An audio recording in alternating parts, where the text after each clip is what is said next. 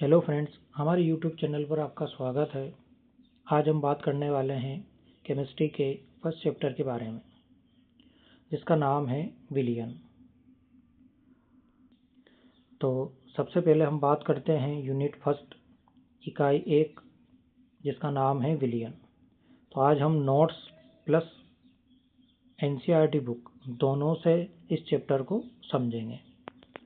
तो सबसे पहले हम नोट्स के द्वारा पढ़ते हैं, उसके बाद हम देखेंगे कि एनसीईआरटी बुक में किस प्रकार से टॉपिक्स की परिभाषा दी गई है। इसके अलावा उसकी किस प्रकार की लैंग्वेज है, उसको भी समझने की कोशिश करेंगे। तो सबसे पहले आप देखिए, पहला टॉपिक इसमें है विलयन, जो चैप्टर का नाम भी है। तो सबसे पहले हम देखते हैं विलयन किसे कहते हैं। तो विलयन के बारे में आप देख सकते हैं कि दो या दो से अधिक पदार्थों के समांगी मिश्रण को हम विलयन कहते हैं। यहाँ पर पदार्थ की जगह हम अवयव शब्द का उपयोग भी करते हैं। तो दो या दो से अधिक अवयव के समांगी मिश्रण को विलयन कहते हैं, या दो या दो से अधिक अवयवों के समांगी मिश्रण को विलयन कहते हैं।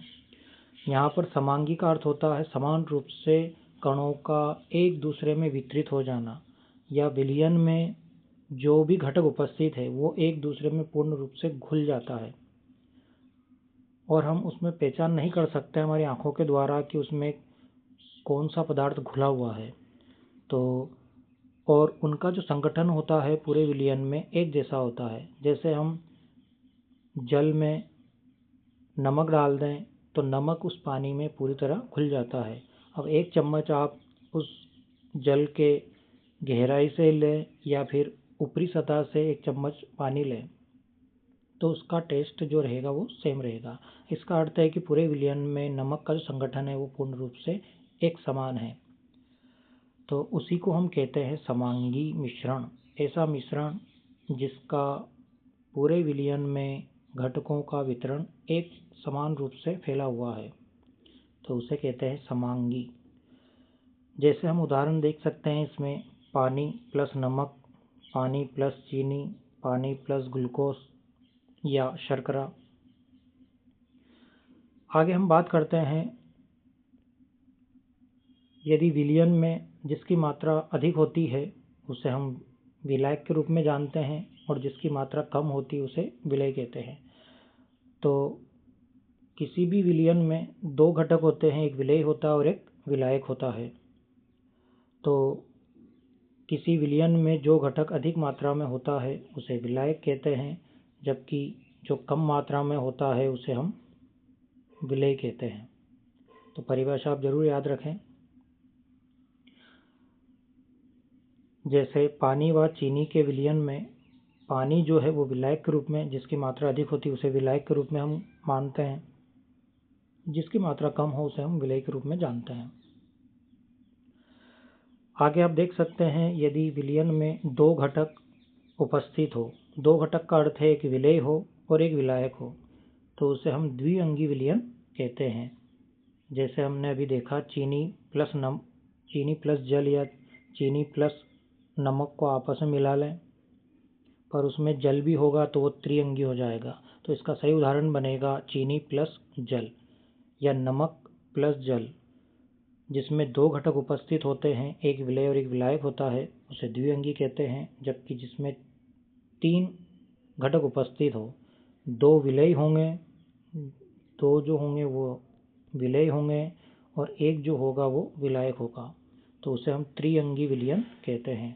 जैसे जल में हम नमक तथा शर्करा दोनों मिला सकते हैं, तो वह जो विलयन बनेगा वह त्रिअंगी विलयन होगा। आगे हम बात करते हैं विलयन के प्रकार की। विलयन कितने प्रकार के होते हैं उसके बारे में हम बात करते हैं। तो यहाँ पर आप देख सकते हैं, अवयवों की मात्रा के आधार पर विलयन का वर्गीकरण किया गया है। तो अवयव का अर्थ यहाँ पर विलेय की मात्रा, विलायक की मात्रा से संबंधित है। तो यहाँ पर आप पहला जो प्रकार है अवयवों की मात्रा के आधार पर, पहला है तनु विलयन, जिस विलयन में विलेय की मात्रा कम होती है उसे हम तनु विलयन कहते हैं, और जिसमें मात्रा अधिक होती है उसे हम सांद्र विलयन कहते हैं। तो विलेय से संबंधित है विलेय की मात्रा कम तो तनु विलयन, और विलेय की मात्रा अधिक तो उसे हम सांद्र विलयन कहते हैं। इसको विपरीत तरीके से भी हम बोल सकते हैं कि ऐसा विलयन जिसमें विलायक की मात्रा अधिक हो उसे तनु विलयन कहेंगे, जिसमें विलायक की मात्रा कम हो उसे सांद्र विलयन कहते हैं। तो परिभाषा भी एमपी बोर्ड या जो बोर्ड एग्जाम होती है उसमें भी पूछी जा सकती है। आगे हम बात करते हैं तीसरा जो विलयन है संतृप्त विलयन। संतृप्त विलयन किसे कहते हैं?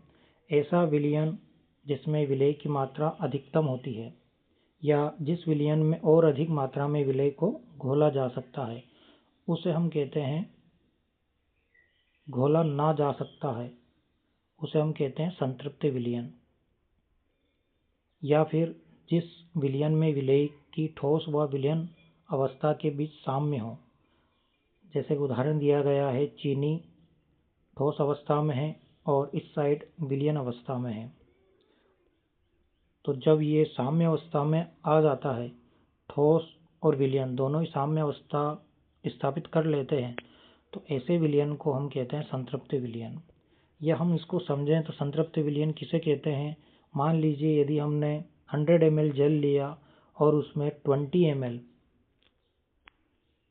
100 ml हमने यदि जल लिया है और उसमें यदि हमने 20 ml नमक, जैसा हम NaCl कहते हैं, यदि हम इसको डालते हैं और 100 ml में 20 ग्राम्स जो है NaCl घुल सकता है और हमने 20 ग्राम ही उसमें डाल दिया है, तो वो जो विलयन बनेगा वो बनेगा संतृप्त विलयन।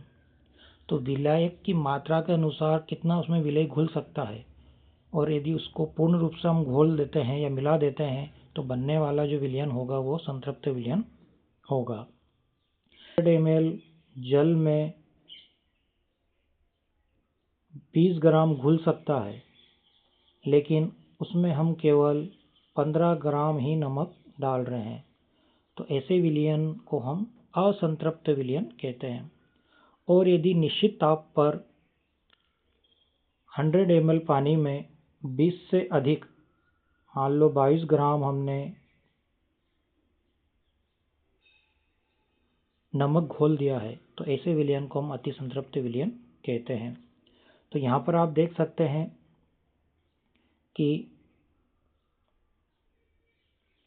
ऐसा विलयन जिसमें विलेय की और अधिक जो मात्रा है वो घोली ना जा सके उसे हम संतृप्त विलयन कहते हैं। इसका अर्थ है कि 100 ml पानी में यदि 20 ग्राम नमक घुलता है और 20 ग्राम हमने नमक घोल दिया तो वो जो विलयन बनेगा संतृप्त बनेगा।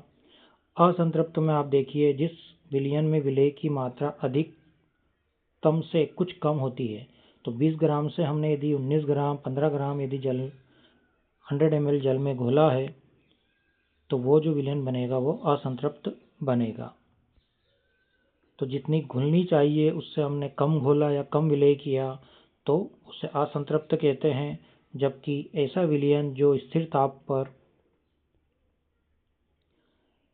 संतृप्त विलयन से अधिक मात्रा में विलयन में विलेय की मात्रा होती है उसे हम अति संतृप्त विलयन कहते हैं। तो स्थिर ताप पर जब विलयन में विलेय की और अधिक मात्रा मिल जाती है या जितनी हमने संतृप्त विलयन में विलेय की मात्रा को डाला था या उसमें मिलाया था, यदि हम 20 ग्राम से अधिक मात्रा उसमें घोल देते हैं तो वो जो विलयन बनेगा वो अति संतृप्त, अति का मतलब अधिक, जितना घुलना चाहिए उससे अधिक यदि हमने घोल दिया स्थिर ताप पर तो वो जो विलयन बनेगा वो अति संतृप्त। जितना घुलना चाहिए उससे कम घुला या कम हमने उसमें मिलाया तो वो बनेगा असंतृप्त, और जितना घुलना चाहिए उतना हमने उसमें मिला दिया तो वो बनेगा संतृप्त विलयन।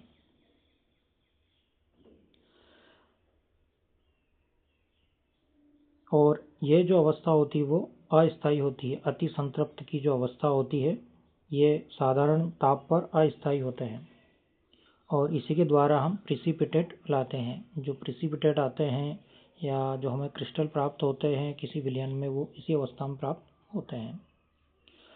आगे हम बात करते हैं विलायक की भौतिक अवस्था के आधार पर।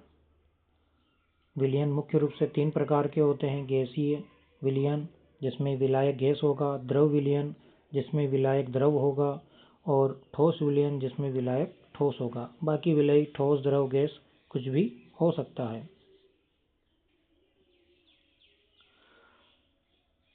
और आगे हम बात करते हैं अवयवों की भौतिक अवस्था के आधार पर विलयन कितने प्रकार के होते हैं। तो यहाँ पर हम आपको बता दें कि विलेयी जो होते हैं और विलायक, तो अवयवों की भौतिक अवस्था के आधार पर जो विलयन होते हैं वो 9 प्रकार के होते हैं। तो ये 9 प्रकार के विलयन होते हैं। भौतिक अवस्था किसकी है, तो विलायक की भौतिक अवस्था के आधार पर। विलायक की भौतिक अवस्था के आधार पर मुख्य रूप से जो विलयन होते हैं वो 3 प्रकार के, ठोस, द्रव, गैस। और फिर हर एक प्रकार में 3-3 प्रकार होते हैं। ठोस के भी 3 प्रकार होंगे, द्रव विलयन के भी 3 प्रकार होंगे, और गैसीय विलयन के भी 3 प्रकार होंगे। इस प्रकार ये 9 प्रकार के विलयन बन जाते हैं। यहाँ से भी इम्पोर्टेंट ऑब्जेक्टिव है और सभी ऑब्जेक्टिव एग्जाम में आते हैं। तो यहाँ पर आप देख सकते हैं 9 प्रकार के। ठोस का ठोस में विलयन जिसमें विलेय भी ठोस है और विलायक भी ठोस है। तो उसका उदाहरण है पीतल, जिसमें विलेय भी ठोस है और विलायक भी ठोस है, दोनों ही ठोस अवस्था में है। या जो मिश्र धातुएं होती है वो इसी के अंतर्गत आती है। एनसीईआरटी बुक में भी एक टेबल दी गई है उदाहरण सहित, वो भी हम आगे देखेंगे। दूसरा है ठोस का द्रव में विलयन। विलेय ठोस होगा और विलायक द्रव होगा। उसका उदाहरण आप देख सकते हैं H2 में चीनी या शर्करा को जब हम जल में घोलते हैं तो वो विलयन कहलाता है ठोस का द्रव में विलयन। ठोस का द्रव में विलयन, ठोस का द्रव में विलयन, जिसमें द्रव होगा जल और चीनी जो होगी वो विलेय के रूप में ठोस अवस्था में हमको प्राप्त होगी या उसमें हम घोलेंगे। तीसरा विलयन आप देख सकते हैं इसमें ठोस का गैस में विलयन, जिसमें विलेय होगा ठोस और विलायक होगा गैस। वायु में धुआं, क्योंकि वायु अधिक मात्रा में होती है वायुमंडल में, तो वो विलायक के रूप में काम करेगा। और धुआं जो है वो कण होते हैं छोटे छोटे, या कार्बन के कण होते हैं, या अलग अलग तत्वों के कण होते हैं, तो वो जो विलेय होगा वो ठोस अवस्था में होगा। तो धुआं जो है वो एक प्रकार का ठोस का गैस में विलयन होता है। तो पूछा भी जाता है कि वायु में धुआं किस प्रकार का विलयन होता है, तो ठोस का गैस में विलयन होता है। इसी प्रकार द्रव का ठोस में जेली, सोने में पारा का जो मिश्रण होता है, जिसमें पारा जो होता है वो द्रव होता है और सोना जो होता है वो ठोस होता है। इसके अलावा और भी उदाहरण हैं यहाँ जो हम एनसीईआरटी बुक में देखेंगे। अगला प्रकार होता है द्रव का द्रव में विलयन। तो जल में एल्कोहल, जल में H2SO4, जल में HCl का विलयन, यह जो विलयन होगा वो द्रव का द्रव में विलयन होगा। अगला विलयन है द्रव का गैस में विलयन। वायु में नमी, द्रव का गैस में विलयन। तो यहाँ पर वायु जो है वो विलायक के रूप में, और जो नमी है जो द्रव के रूप में हमको प्राप्त होती है या दिखाई देती है। तो ये जो विलयन होगा वो द्रव का गैस में विलयन होगा। गैस का ठोस में विलयन, जिसमें विलेय होगा गैस और विलायक होगा ठोस। तो इसमें पैलेडियम में हाइड्रोजन जो है विलेय के रूप में काम करेगी गैस, और पैलेडियम एक धातु होती है जो विलायक के रूप में काम करेगा। इसका उपयोग हम अपचयन अभिक्रिया में भी करते हैं। अगला है गैस का द्रव में विलयन। गैस का द्रव में विलयन, तो विलेय जो होगा वो गैस होगा और विलायक जो होगा वो द्रव होगा। तो जल में CO2 या सोडा वाटर भी इसको कहते हैं। तो ये उदाहरण भी कई बार बोर्ड एग्जाम में पूछा जाता है कि सोडा वाटर किस प्रकार का विलयन होता है, तो गैस का द्रव में विलयन होता है। और आखिरी है गैस का गैस में विलयन, जिसका उदाहरण है वायु, क्योंकि वायु में कई प्रकार की गैसें होती है। यदि हम बात करें इसमें O2 और N2 का जो मिश्रण होता है, ये एक प्रकार का गैस में विलयन है, जिसमें N2 जो है विलायक के रूप में काम करेगा और O2 गैस जो है विलेय के रूप में। क्योंकि वायुमंडल में नाइट्रोजन गैस अधिक मात्रा में होती है, और जो अधिक मात्रा में होती है उसे हम विलायक कहते हैं, और जो कम मात्रा में होता है उसे हम विलेय कहते हैं। तो अब हम एनसीईआरटी की जो टेबल दी गई है उसको भी हम देख लेते हैं। तो आप देख सकते हैं फर्स्ट चैप्टर जो है एनसीईआरटी का,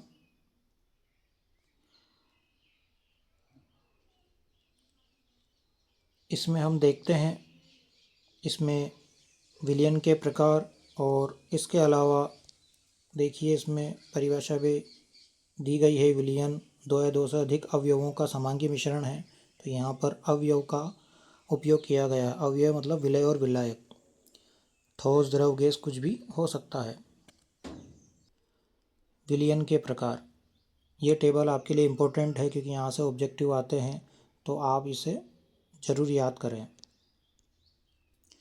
विलयन के प्रकार देखिए, गैसीय विलयन जिसमें विलायक जो होगा वो गैस होगा। द्रव विलयन जिसमें विलायक जो होगा वो द्रव होगा। ठोस विलयन विलायक ठोस होगा। इसके अलावा यदि हम बात करें उदाहरण की, तो देखिए गैसीय विलयन में गैस का गैस में विलयन, ऑक्सीजन व नाइट्रोजन गैस का मिश्रण। इसमें ऑक्सीजन विलय के रूप में और नाइट्रोजन विलायक के रूप में है। द्रव का गैस में विलयन, क्लोरोफॉर्म को नाइट्रोजन गैस में मिश्रित किया जाए तो यहाँ पर क्लोरोफॉर्म द्रव और नाइट्रोजन जो होती है वो गैस विलायक के रूप में काम करेगा। तो उदाहरण इम्पोर्टेंट है, कई बार इम्पोर्टेंट, सभी जो उदाहरण है सभी आईएमपी है, इम्पोर्टेंट है, जो एग्ज़ाम में ऑब्जेक्टिव रूप में पूछा जाता है। ठोस का गैस में, ठोस का गैस में विलयन का उदाहरण, कपूर का नाइट्रोजन गैस में विलयन। तो प्रश्न आता है कपूर का नाइट्रोजन गैस में विलयन किसका उदाहरण है, तो ठोस का गैस में विलयन। यहाँ पर आपको अवस्था याद रखनी होगी किस प्रकार से इसका उपयोग हम करते हैं। यहाँ पर आप देख सकते हैं अगला द्रव विलयन, जिसमें गैस का द्रव में विलयन, जल में घुली हुई ऑक्सीजन, जल में घुली हुई O2, जल में घुली हुई और भी जो गैसें होती है वो यहाँ पर इसके उदाहरण बनाए जा सकते हैं। तो द्रव यहाँ पर विलायक है और ऑक्सीजन यहाँ विलय के रूप में काम करेगा। द्रव का द्रव में विलयन, जल में घुली हुई एथेनॉल, एथेनॉल एक प्रकार का एल्कोहल होता है। इसी प्रकार जल में घुली हुई H2SO4, जल में घुला हुआ HCl हाइड्रोक्लोरिक अम्ल, क्योंकि दोनों ही द्रव अवस्था में होता है, जल भी द्रव अवस्था में और एथेनॉल भी द्रव अवस्था में। तो जब द्रव का द्रव में विलयन बनता है तो उसका उदाहरण जल में घुली हुई एथेनॉल, जल में घुला हुआ H2SO4, जल में घुला हुआ HCl आपको मिल सकता है। अगला है ठोस का द्रव में, जल में घुला हुआ ग्लूकोज, जल में घुला हुआ नमक।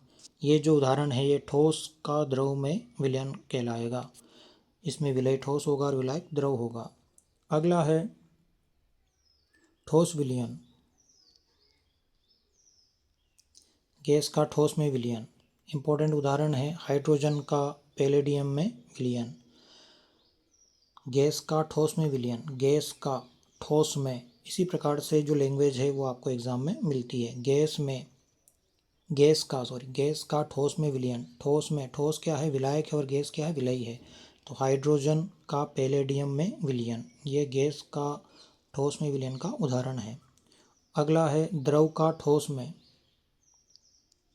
द्रव का ठोस में विलयन, पारे का सोडियम के साथ अमलगम। तो पारा यहाँ पर द्रव अवस्था में होता हम जानते हैं, और सोडियम धातु होती है ठोस अवस्था में हमको मिलती है।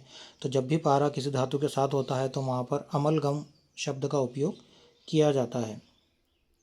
तो यहाँ पर यदि सोडियम की जगह यहाँ पर सिल्वर गोल्ड भी दिया जा सकता है कि पारे का गोल्ड के साथ, पारे का सोडियम के साथ, पारे का पोटेशियम के साथ।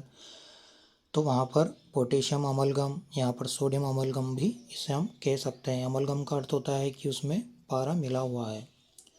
और अंतिम प्रकार जो बताया गया है वो ठोस का ठोस में विलयन, जिसमें हम कहते हैं तांबे का सोने में विलयन, तांबे का जिंक में विलयन, तांबे का टीन के साथ विलयन। यह जो मिश्र धातुएं होती है वो ठोस का ठोस में विलयन का उदाहरण है। जैसे पीतल हो गया, कांसा हो गया, जर्मन सिल्वर हो गया, ये सब किसके उदाहरण होंगे, ठोस का ठोस में विलयन का। तो इस प्रकार एनसीईआरटी में जो टेबल दी गई है इम्पोर्टेंट है क्योंकि यहाँ से प्रश्न बनते हैं। तो आज हमने कुछ इम्पोर्टेंट चीज़ों के बारे में समझा है, नोट्स प्लस एनसीईआरटी बुक। दोनों को हम साथ में लेकर पढ़ेंगे। इसमें किस प्रकार की लैंग्वेज दी गई है उसको भी हम समझने की कोशिश करेंगे, क्योंकि ऑब्जेक्टिव जो आते हैं वो बुक से आते हैं, तो बुक में हर एक लाइन को आपको समझना होगा। आज के लिए इतना ही। वीडियो देखने के लिए बहुत बहुत धन्यवाद।